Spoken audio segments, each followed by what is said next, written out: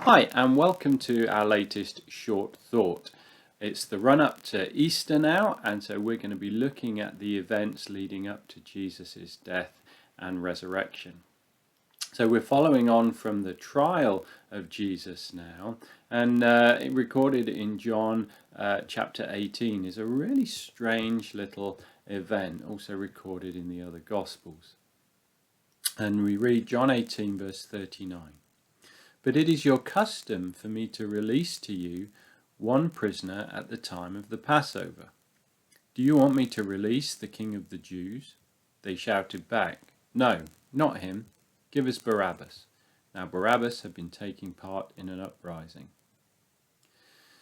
So he's been brought to Pontius Pilate, and this story now has all the layers of strangeness and stories and subplots of a American political drama or an MP's autobiography or something.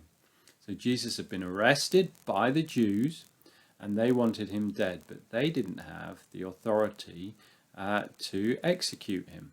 So they brought him to the Roman governor, Pontius Pilate, who wanted to keep the peace.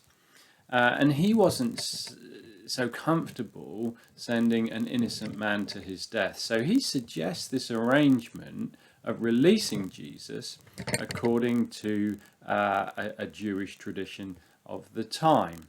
So it was like he was agreeing to his guilt, but setting him free anyway.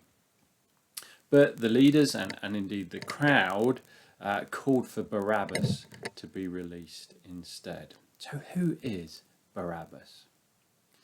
Well, Luke's account says this: Barabbas had been thrown into prison for insurrection, that's a riot or uprising, in the city, and for murder.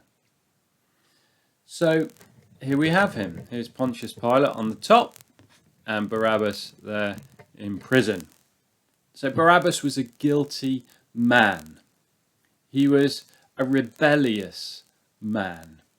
He was a man with blood on his hands. He was guilty. His name, Barabbas, means son of a father, reminding us that he was a person like you and me, child of parents, a human being. But the crowd win Pilate over, and a guilty man goes free, and an innocent man dies in his place. Let's just put Jesus in the picture as well. So, who is Barabbas? Well, in many ways, Barabbas is you and me, because we are the guilty ones. We've all lived our own way, rebellious against the ways of God. We're all guilty. We've all fallen short of God's standard of perfection. We're all Barabbas. And we're all sons of fathers. Ordinary people, flesh and blood. That's you and me.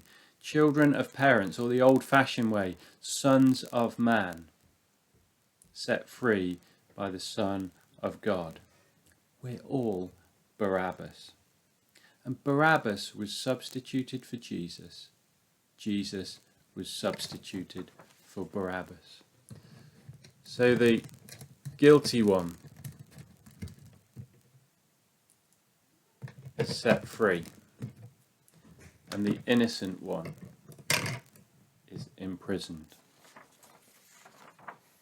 This Easter, let's remember, as we remember Jesus' pain and suffering on the cross, let's get properly happy that Jesus is our substitute.